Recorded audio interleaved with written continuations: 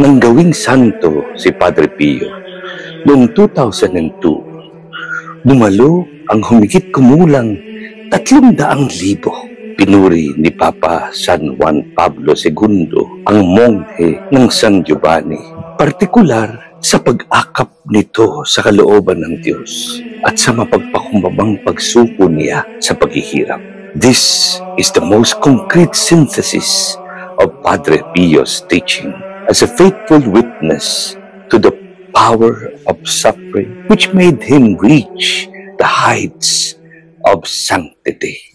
Kahit noong nabubuhay pa, napakarami nang bumibisita kay Santo Padre Pio upang humiling ng panalangin. Maging si St. John Paul II umano ay dinalaw ito noong 1962 upang ipagdasal ang isang kaibigan na may kanser sa lalamunan. Matapos ang 2 linggo, himalang gumaling ang nasabing babae. Sinabihan din daw ang dating arsobispo ng Krakow na balang araw siya ang magiging papa. Pinanganak si Francesco Forgione, ang tunay na pangalan ni Pio, sa Pietrelcina noong Mayo 25, 1887. Mula sa pamilya ng mga magsasaka, napilitang magtrabaho ang kanyang ama at pumunta 2 beses sa New York upang suportahan ang kanilang mga pangangailangan. Sa edad na 15, sumapi siya sa mga Cappuccino kung saan tinawag siyang Pio. Naging pari si Pio noong 1910 at dahil masakitin, pansamantalang pinauwi at sa wakas, ipinadala siya sa Giovanni Rotondo. Noong September 20, 1918, nagpakita kay Pio si Jesus at pagkatapos ng pangitain, taglay na niya ang mga stigmata o sugat ng Panginoon sa kanyang mga kamay, paa at tagiliran. Mula noon, naging komplikado na ang buhay ni Pio. Dinalaw siya ng mga otoridad ng simbahan at mga doktor upang usisain ng kanyang kalagayan. Kinwestiyon ng simbahan ang kanyang mga sugat at pinagbawalan muna siyang magmisa at magpakumpisal. Mapagpakumbabang sinunod ni Padre Pio ang utos ng simbahan. Isinuko niya ang sarili sa banal na kalooban ng Diyos.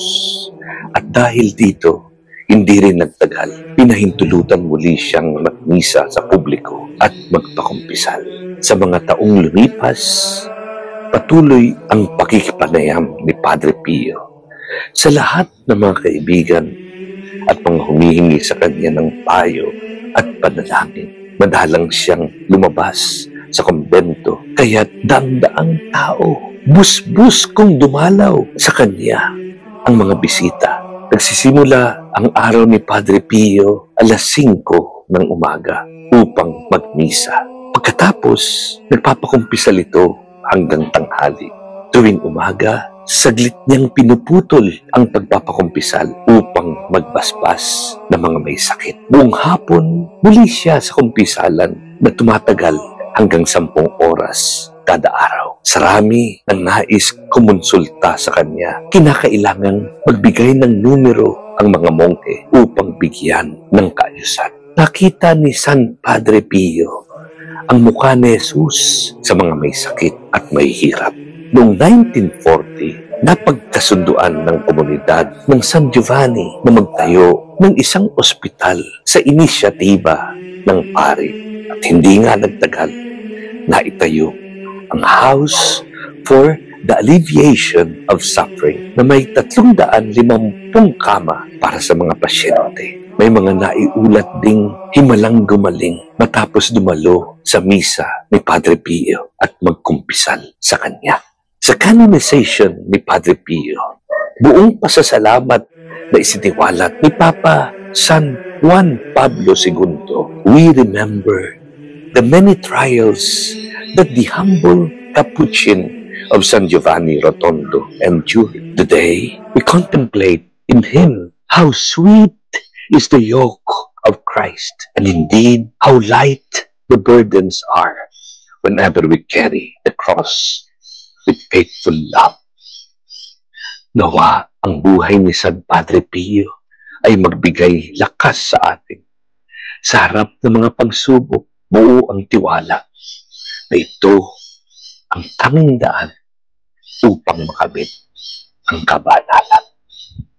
San Padre Pio ng Pietrelcina, ipanalangin mo kami.